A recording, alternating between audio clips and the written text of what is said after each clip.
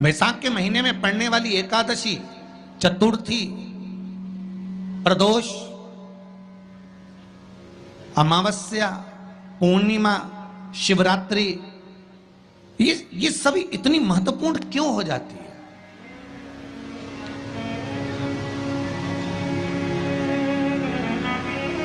इसकी महत्वता इतनी प्रबल क्यों हो जाती है? किस लिए? क्योंकि बैसाख का जो महीना पड़ता है, सूर्य की संपूर्ण तपन, सूर्य देव अपने पूर्ण तेज के साथ में, पूर्ण तेज के साथ में मृत्यु लोक के निवासियों पर, चाहे जलचर हो, थलचर हो, वायुचर हो, चाहे जो जीव हैं, उस पर जब किरण फेंकते हैं तो संसार का जो मनुष्य है उस पर जब ताप पड़ता है तो ताप पड़ने के कारण उसके मुख से भगवान का नाम निकल ही जाता है, स्मरण नाम निकल ही जाता है। जब उसके मुख से भगवान का नाम निकलता है तो वो भगवान की शरणागति खुद ग्रहण कर लेता है स्वयं।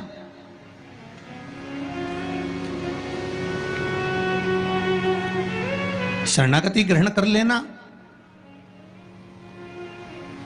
बैसाख की पोथी पढ़ते हो आप लोग? आप में से अगर कोई पढ़ता हो बैसाख महीने की पोथी, तो उसमें एक वर्णन आता है पक्ष की द्वितीया। कौन सी तिथि? अरे बोलो जम के। शुक्ल पक्ष की द्वितीया के द्वितीया चंद्रमा का दर्शन करना चाहिए। और शुक्ल पक्ष के द्वितीया चंद्रमा का दर्शन कर कर प्रदोष काल के समय पर, कौन सा काल? शाम के समय। प्रदोष काल मालूम है सबको? सूर्य जब डूबता है उसके 45 मिनट पहले से सूर्य डूब जाए उसके 45 मिनट बाद तक।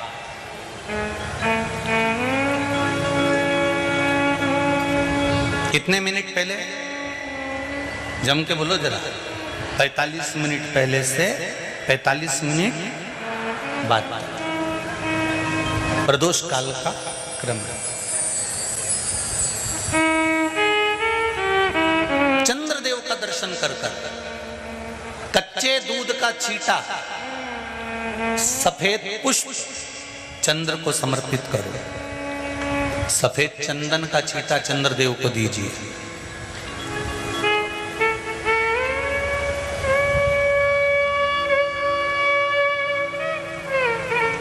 और चंद्रदेव को छींटा देने के बाद जो दूध है उसका छींटा अपने तन पर लीजिए।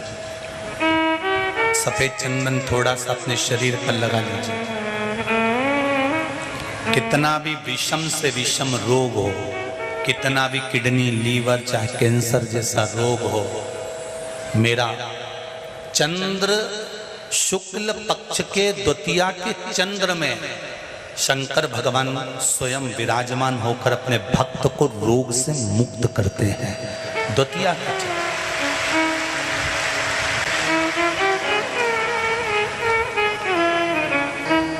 जम के बोलो कौन सी तिथि है? शुक्ल पक्ष के द्वितीया तिथि का चंद्र का दर्शन व्यक्ति को जीवन का सुख देता है। जिसके आंखों में तकलीफ हो, श्रवण शक्ति में तकलीफ हो, बोलने में, मुख में तकलीफ उत्पन्न होती हो, भारी से भारी रोग, हम पहले भी कथा में कहे, आज फिर कहते हैं, जिसकी लीवर, किडनी, जिसकी काया बेकार हो रही हो,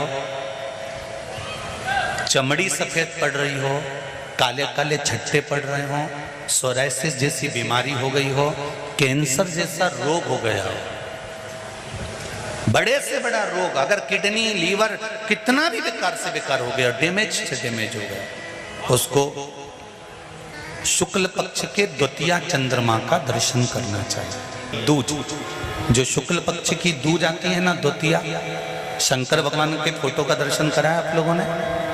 बोलो तो जम के करा है ना सबने? शंकर भगवान के चित्र का दर्शन करिए, शंकर भगवान के फोटो का दर्शन करिए, शंकर भगवान की मूर्ति का दर्शन करिए।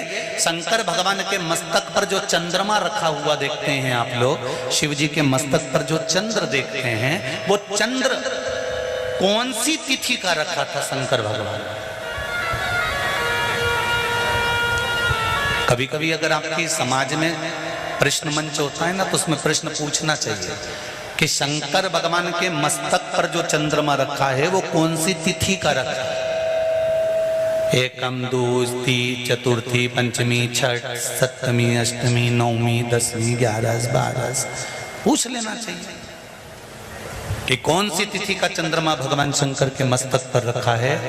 तो हमारा शास्त्र कहता है, स्कंद पुराण कहती है, पद्म पुराण कहती है, अग्नि पुराण कहती है, लिंग पुराण कहती है, नर्मदा पुराण कहती है, नारद पुराण कहती है, और कूर्म पुराण और विष्णु पुराण वर्णन करती है कि शिवजी के मस्तक पर जो चंद्र रखा है वो शुक्ल पक्ष की द्वितीया का रखा है।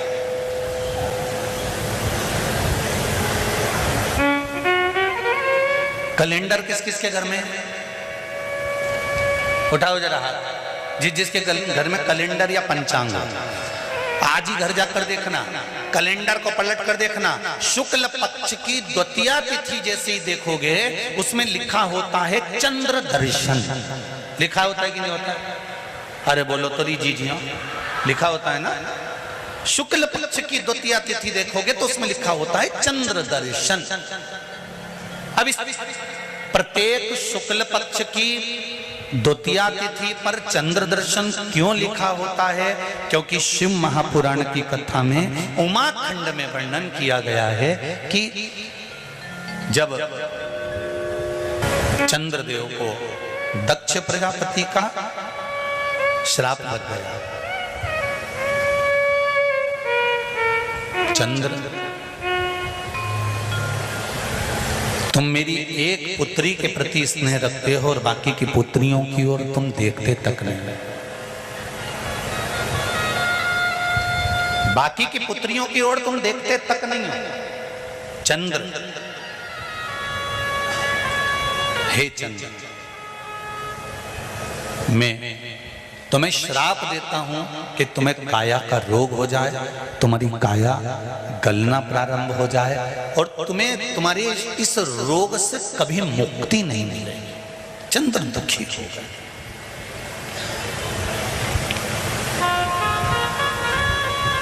ऐसा नहीं है कि चंद्रदेव कहीं गए नहीं, चंद्रदेव सब जगह गए। भगवान विष्णु के पास भी गए, भगवान ब्रह्मा जी के पास भी गए, इंद्रदेव के पास भी गए। सब जगह घूमने के बाद भी चंद्रदेव को जब सुख का भान नहीं हुआ तब देवऋषि नारद के पास पहुंचे। जब जीवन में बहुत दुख आकर खड़ा हो जाए और उस दुख का कहीं निवारण न मिले तो कोई सतगुरु की शरण चले जाओ।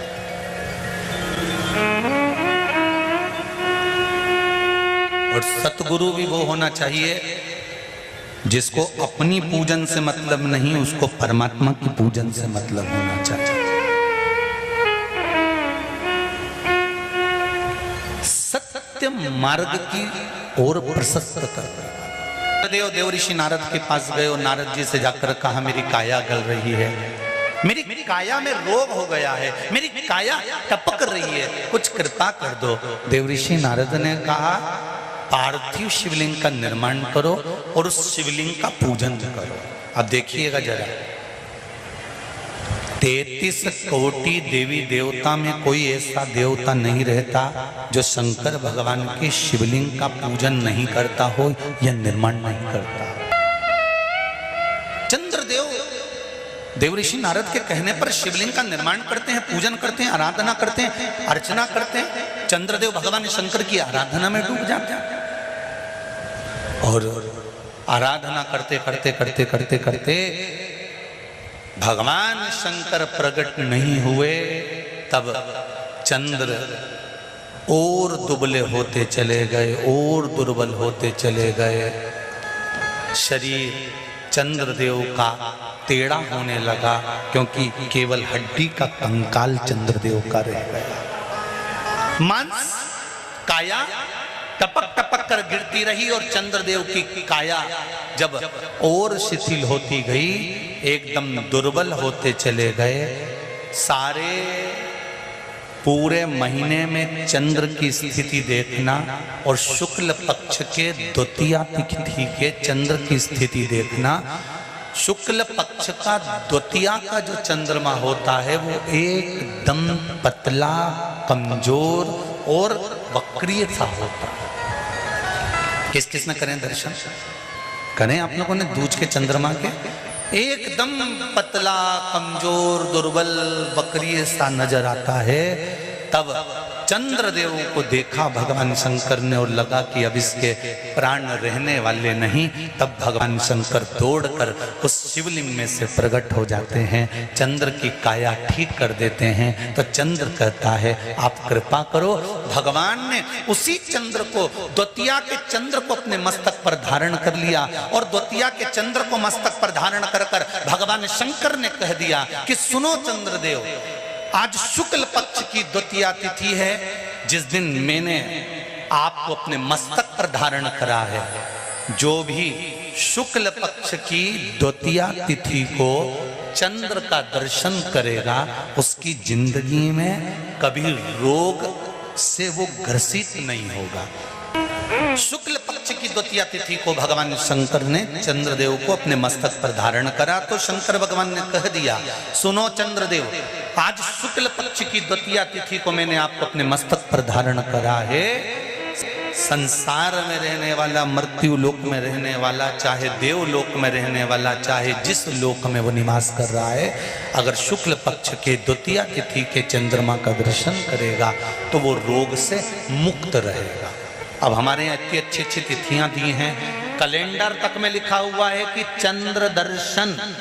अब उसके बाद भी लोग चंद्र दर्शन नहीं करें तो फिर उनका भाग्य बेकार। पंचांग में लिखा है कि चंद्र दर्शन, बोलो सही है कि गलत है? उस पर पंचांग में लिखा है कि चंद्र दर्शन, शुक्ल पक्ष की द्वितीया तिथि चंद्र दर्शन। मान लो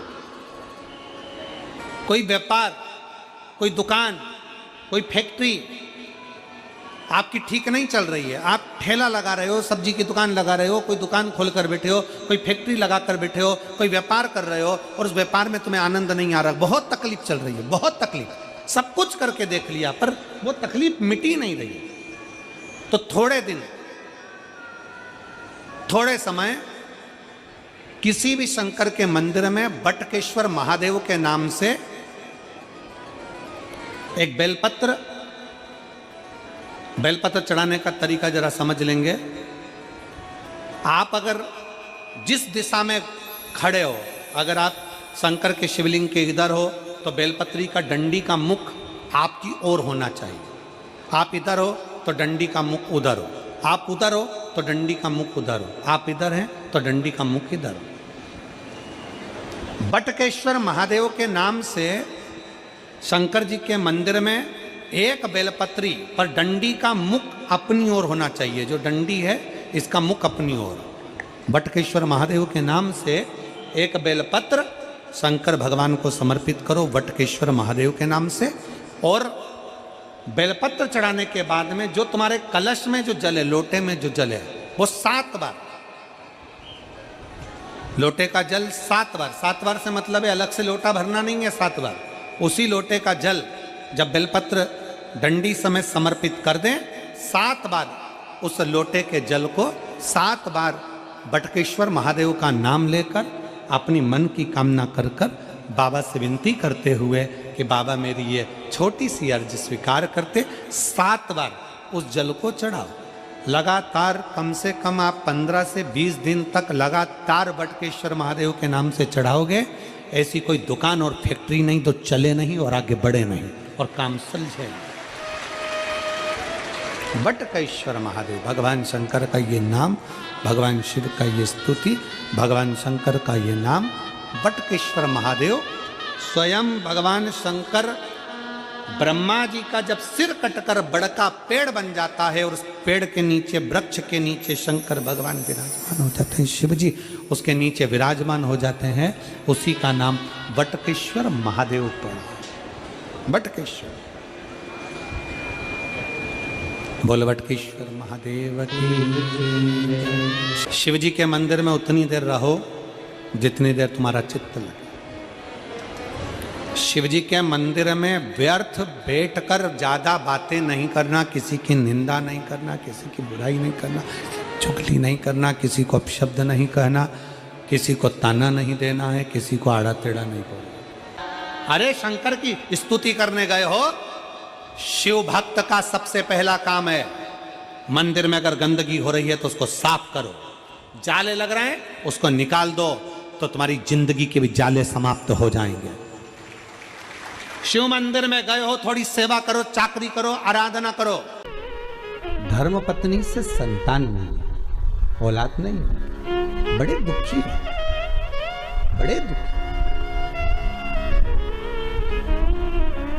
अच्छा, संतान नहीं हो, किसी नारी की गोद अगर, स्त्री की गोद अगर खाली रह जाए तो भी दुख होता है उसको कि मेरे घर में औलाद नहीं, संतान नहीं। हम कई बार कहे, आज फिर कहते हैं, ये टेस्ट भी बाद में कराना, सारी जांचें बाद में कराना। एक बार शंकर का भजन कर कर देखना। सब जगह से अगर हार जाओ और सारे रिपोर्ट आपकी आपने सब दूर दिखा ली, तो एक बार शंकर पर भरोसा कर कर तुमरुका जी का नाम लेकर सफेद आंकड़े की जड़ को शिवजी पे से रजस्वला धर्म के 7वें दिन 21 बार घुमा लो, नाम गोत्र बोलकर कमर में लाल धागे में बांध लो, पीपल के पत्ते शिवजी को चढ़ाओ, उठाकर लाओ, उस एक पत्ते को रात्रि को गाय के दूध में उकालो और उस दूध को दोनों पति पत्नी पियो, साथ रहिए। समय आएगा, बाबा चाहेगा तो 3 या 4 महीने में गर्भ ठहर ही जाएगा।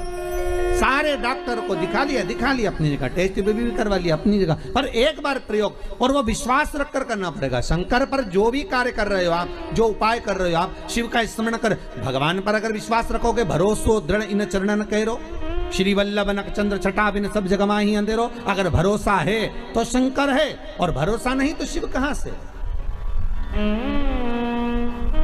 विश्वास लेकर अगर आए हो तो काम तो होगा। ये लोग काशी से आए हुए हैं, विश्वास लेकर ही तो आए होंगे कि हम जाएंगे शंकर की कथा में तो बाबा कृपा जरूर करेगा। कई लोग यहाँ पर बैठे हुए हैं जो विश्वास लेकर आए हुए हैं, दूर दूर से आए हुए हैं, केवल विश्वास लेकर कि भगवान कृपा करेगा किसी न किसी रूप में, मुझे विश्वास है कि बाबा मेरी सुनेगा।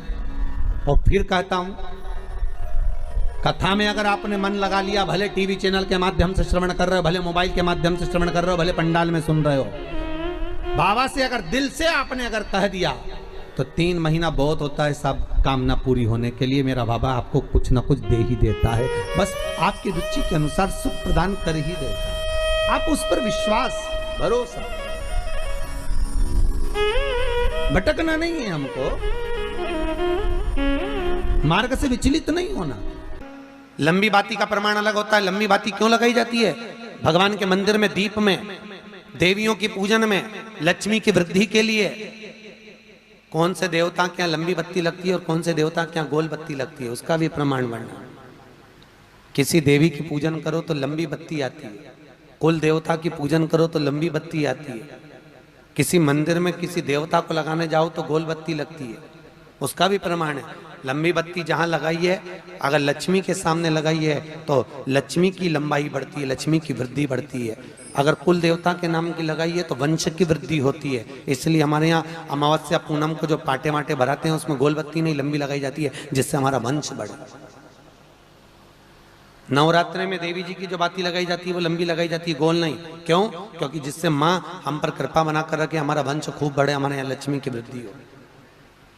स्थिर बाती, गोल बाती लगाई जाती है ब्रह्मा के मंदिर में, इंद्र के मंदिर में, देवता के मंदिर में।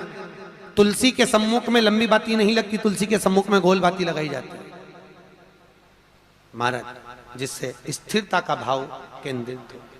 स्थिरता का भाव की।